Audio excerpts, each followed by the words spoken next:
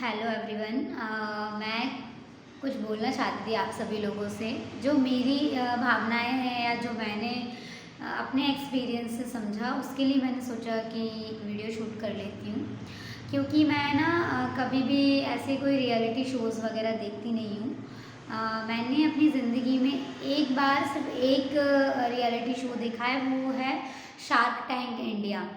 उस reality show में क्योंकि बिज़नेस की बातें होती थी और मैं बहुत बिज़नेस को लेके हमेशा एक्साइटेड रहती हूँ कि नया क्या हो रहा है, क्या आइडियाज़ आ रहे हैं, क्या प्रॉफिट्स हो सकते हैं। तो मैंने शार्क टैंक का पहला सीज़न पूरा देखा था। उसके बाद तो मुझे टाइम नहीं मिला, तो मैंने दूसरा सीज़न तो देखा ही नहीं। और अभी मुझे शायद थोड़ा बहुत नॉलेज में है कि तीसरा सीज़न भी उसका आने वाला है।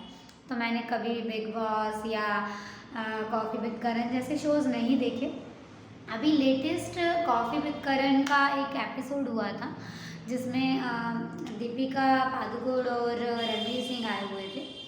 तो मुझे नहीं पता कि उनकी क्या बात हुई, उन्होंने मतलब ऐसा क्या बोला जिस पर दीपिका पादुकोण को लोग बहुत ज़्यादा ट्रोल कर रहे हैं। उसके एक स्टेटमेंट पर कि I am seeing other guys but in my mind I am committed to him.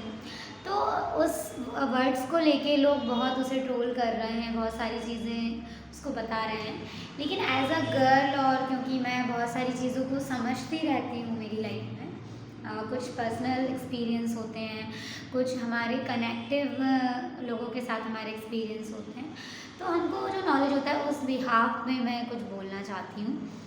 मुझे बस ये समझ में आया कि दीपिका पादुकोण अगर ऐसा कर भी रही थी या उसने ऐसा जो भी बोला है, तो उसे ट्रोल कर रहे हो आप लोग, या आप लोग नहीं, मतलब कोई भी उसे ट्रोल कर रहा है। तो एक चीज़ आप ये समझिए ना कि रणवीर सिंह जिसने उससे शादी की है, उसे भी ये सब चीज़ें ऑलरेडी पहले से पता होंगी, क्योंकि शादी एक ऐसी चीज़ होती है जहाँ एक दूसरे से कभी कोई बात छुपती नहीं है, तो पता होंगी। लेकिन इसके बाद भी अगर वो ये सारी चीज़ें एक्सेप्ट कर रहा है और उसने ये सब जानने के बाद उसको एक्सेप्ट किया है, तो इसके भी दो नेगेटिव और पॉजिटिव पहलू हैं। पहला तो ये नेगेटिव ले लेते हैं पहले, कि उसको ये सब पता है फिर भी अगर वो एक्सेप्ट करके आगे चल रहा है, तो मतलब कहीं ना कहीं उसके अंदर भी कहीं ना कहीं कोई खोट होगी। ऐसी बहुत सारी बातें होंगी जो अपने मुंह से उसने नहीं बोली, दीपिका ने भी उसके लिए नहीं बोली, लेकिन ऐसी चीज़ें होंगी जहाँ पे कहीं ना कहीं वो गलत होगा। तो इसलिए भी वो ये सब चीज़ें एक्सेप्ट करके चल रहा है और उसने इस चीज़ पर कुछ रिएक्ट नहीं किया। दूसरा पॉजिटिव लें तो इतना सब पता होते हुए भी एक रियल लव ही होता है जो हर कंडीशन में अपने प्यार को एक्सेप्ट कर सकता है।